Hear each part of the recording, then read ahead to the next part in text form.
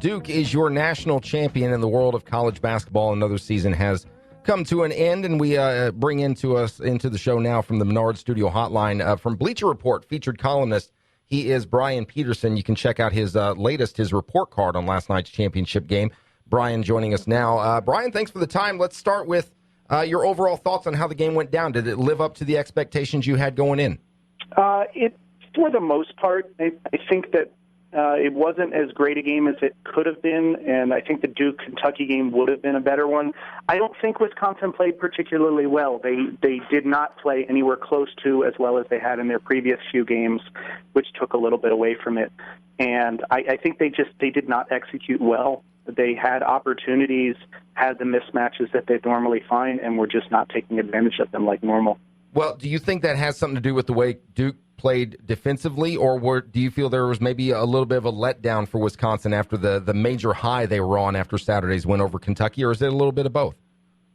It could be a little bit of both, but if you look back at the tape, there were times, I saw a couple times where Grayson Allen was guarding Frank Kaminsky, which is a huge mismatch, and they didn't get the ball to him. There were other times when Duke had both Jahlil Okafor and Justice Winslow off the court because of foul trouble, and Wisconsin didn't really do much during those times where they could take advantage of that on the offensive end, where they could drive inside and really score some points and take advantage and build a lead. They just kind of went with a status quo in that point and weren't trying to do anything different. And that just really surprised me. I was speaking to someone else earlier, and it seemed like they were more concerned about the fouls being called than they were about trying to adapt to the fact that the game was being played in a tight call with the whistles going. They were complaining too much, I think, and not focusing on the game itself. Well, not taking advantage of mismatches with Kaminsky down low, and also when Okafor and Winslow were on the court with 4 fouls and not going after them more. Mm-hmm. Is that all on Bo Ryan? Well, and that, I think, leads back to what I was saying. The first half was Duke upset about the foul calls, and Krzyzewski must have said, okay, well, if they're going to call fouls, then we just need to deal with that in the second half. They didn't have very many on themselves, but they were drawing them on Wisconsin, assuming that, okay, this is how they're going to call it. Wisconsin didn't react the same way. Wisconsin had more of that, why are you calling fouls, that's not a foul. And Bo Ryan seemed like he spent far too much time griping at the officials rather than recognizing that things were not going well out there because of the situation. And he kind of spoke to that afterwards, saying he felt it was a shame that the game had to be played that way, which it means that they didn't adapt. And that is on the coach to be able to recognize, well, if they're going to call everything, then we need to play differently. We either need to force more contact on our end, or we need to play off a little bit more and stop trying to create the contact. Well, Duke wins this championship, the 5th for Coach K. They've got multiple freshmen. Do you see any outside of Grayson Allen? I'm sure is coming back, but they're going to lose Okafor and the other big dogs, correct? Mm-hmm. Yeah, and as well as Quinn Cook. So they'll lose 4 of their 5 starters. They'll have Matt Jones back. They'll have Emil Jefferson back. They have a big man named Sean Obi, who's transferred in from Rice, who had to sit out this season. They have Chase Jeter, who is a strong prospect. And they've got a couple other guys. They might pick up 1 or 2 more. It's going to be another young team, which is kind of the way that Duke is going the last few years. That Krzyzewski used to always have one of the teams that had a lot of juniors and seniors on it, and that's why they were so successful. But he's bought into the one-and-done approach and said, well, I'm gonna run with it. And these past 2 years, it's been very heavy in that direction. Brian Pedersen from Bleacher Report joining us on the Menard Studio Hotline. It's Ford and O'Brien, ESPN Evansville 105.3. Another name that's been thrown about, obviously Kaminsky is a guy. He's a senior. He's done. Talk about him going to the NBA. But there's been some talk, especially over the first few games of the tournament, in regards to Sam Dekker. Now, last night, obviously not his best game, as Duke was able to keep him from scoring anything beyond three-point land. And a lot of his points, all of his points, came on some second-chance opportunities down low. Is he a guy that you could still see making a jump to the NBA, or does he come back and play his senior year at Wisconsin because, yet again, they fell short of the goal of a national championship? I think what he did in the games leading up to this one is more indicative of what he's capable of. He had a bad night. His first shot airballed, and I think he felt some confidence issues there. He was 0 for 6 from outside, and that's not really his game. He was a 31% three-point shooter before the NCAA tournament and then got hot. He is more of a versatile guy who can do a bunch of things, be able to get inside, but also draw people out, and is a strong defender and has what the NBA is looking for from a guy of 6'9", somebody that is not just stuck in one position and can be versatile. He lit it up last summer against pros at the LeBron Skills Camp, and I expect him to go pro, and I expect him to probably be a first-round pick and be a contributor, probably a bench guy that first year or two until he develops into a role. Well, Bo Ryan, as you mentioned earlier, came out about the officiating, and he thought it was a shame they let him basically bang around that much down low. Your take on the officiating? I mean, I thought from what I seen, it was a little ticky-tacky. Maybe they let him get away with a little too much at times, but at least it seemed both sides. What's your take on the officiating overall? I think if you fall too much back on blaming the officiating for why you lost, you're not giving yourself enough credit for that you are capable of overcoming that. Unless it is just a complete hack job and everything is obviously against your team, I think you should just learn to deal with it. If they're calling it tight, then you have to either take advantage of that or try to change your game to avoid getting fouls called on you, and you make the most of it. It's similar to in baseball, if the umpire is calling a tight strike zone, then you can't be trying to nibble the corners with your pitches. You have to be a little bit more down the middle. If they've got the wider strike zone, well, then you can play around with it. You have to adapt to it rather than complain. And there were bad calls, certainly, and the block charge is always going to be a problem, and a couple things to that effect. The monitor review, it seemed pretty clear that ball went off of Winslow's finger. Why we have a review, I don't know, but the only time in this whole tournament where I've really felt like there was a why did an official do that, that's really sketchy, was that Duke-Utah game when they made Duke shoot a free throw with 0.7 of a second left up by 5 points when the spread happened to be 5.5. Beyond that, I think it's human error, and mistakes are going to be made. You just have to work around it. Brian Pedersen from Bleacher Report joining us on the Menard Studio Hotline. It's Ford and O'Brien, ESPN Evansville 105.3, online, ESPNEvansville.com. Do you think replay is even needed in college basketball?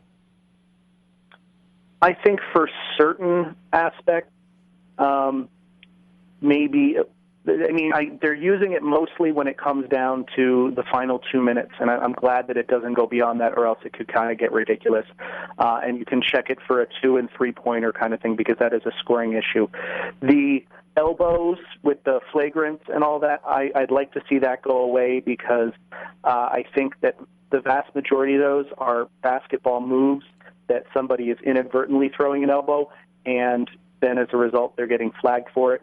Whereas usually if somebody does something malicious, it's going to lead to more, and they can deal with it after the fact. I think it just needs to be minimized, and maybe each team gets the opportunity to do it once or twice rather than the officials deciding it over and over and over again. Well, Krzyzewski gets his 5th. Wooden's got 10, and that's been a lot of conversation throughout the day, is where do they set with each other? If Coach K is as good, better, because of the different times, the different eras of basketball. What's your take on that? I have a problem calling anybody the best, but it's hard not to say that John Wooden's not the best to ever coach the game. If you had to put someone number one, I think it's Wooden. Krzyzewski's getting there, but it's a different game nowadays. There's so many opportunities to make it into the tournament and win a championship without winning your league. When Wooden was doing it, if you didn't win your conference, you were not going to be in the NCAA tournament. Not only did he win it, he was blowing through it every year and had that absolute dominance. And it was still a good game at that point, where it wasn't just 2 or 3 teams that were doing it. There are more quality teams now than there are back then, but Duke didn't win its conference and won the national title. If this were back in the 70s with Wooden, Krzyzewski's team wouldn't have even been in the tournament. Brian Pedersen from Bleacher Report joining us. One last thing for you, Brian, before we let you go. And again, thanks for the time. A lot of criticism of the game this season. It's too slow. It's the Virginia story and the way they played, and the slower tempo. And maybe you could even argue to some degree Wisconsin with their desire and the way their offense was worked to kind of spread the ball around and look for the most opportune shot. What was your take on the season in general and the style of play? Was it a little behind what it has been in the past? No, I still think it was a strong season, and Wisconsin is very misleading in that, because they were methodical, but they led the nation in points per possession and offensive efficiency. They just weren't running up and down the court and putting up 80 shots a game. I mean, you could do that, but then if you're not hitting them, it's just looking sloppy and it's all over the place. I like watching run-and-gun basketball, but not if it's jack up a three and then the other team jacks up a three and it's miss after miss after miss. Take a couple seconds off the shot clock, force teams to be a little bit more aggressive and a little bit more assertive on offense so that they aren't just slacking off and waiting till the last second. You would see a lot of teams who do that. They would use 30 seconds of the shot clock and then suddenly have to figure out what to do, and they were doing that to take time off the clock to deal with the mismatch and the disadvantage in the talent. You take a few seconds off, it forces them to be a little bit more creative and find an offense and some plays that work. Do you think should they look at bringing the shot clock down? We have a local team here that at the University of Evansville that was part of the collegeinsider.com tournament, and they utilized the 30-second shot clock for that tournament. Is that something you feel the NCAA needs to look into? Maybe do they take it down to a 24-second shot clock, or is it fine as it is, in your opinion? I think 24 is a little too low because in the NBA, the 24 is countered by the fact that the defense that you see, especially during the regular season, is very minimal, and you're more conserving your energy for scoring than being able to stop people until the end of the game. And I don't want to see it get to that point because then that creates the bad habits. I think 30 would go well. I watched a lot of those games. One of my alma maters happens to be Northern Arizona, so you brought up a little bit of a sore spot there with that championship game. But, I mean, that was a great game in its own right, and it allowed a little bit more freedom because it was not let's just look around. Okay, now suddenly the time is over with, and we have to find something. 5 seconds less isn't going to make too much of a change. It's just going to cause teams to have to be a little bit more assertive with what they want to do. Well, I would apologize for us beating your Northern Arizona team, but I'm not going to. We were pretty happy to see the Aces. No, that's a big win for the Aces as well, and I would hope that with DJ Ballantyne coming back next year, they've got an interesting tournament that they're going to be playing in the Wooden out in L.A. in the fall, where they could face Arizona, they could face Michigan State, there's a number of good teams that are in that tournament, and that'd be a good test for that group. Well, and that's what we've talked about too. They get a lot of the core players back, not just Ballantyne, but Simmons and Agidius down low. They've got a good core of players coming back, and I think they may be able to make some noise there in the Missouri Valley Conference. Brian Pedersen from Bleacher Report, featured columnist. You can check him out there. His latest article, the report card for the Duke-Wisconsin game last night. Also give him a follow on Twitter at RealBJP. Brian, thanks for the time. We appreciate it. Thanks, guys.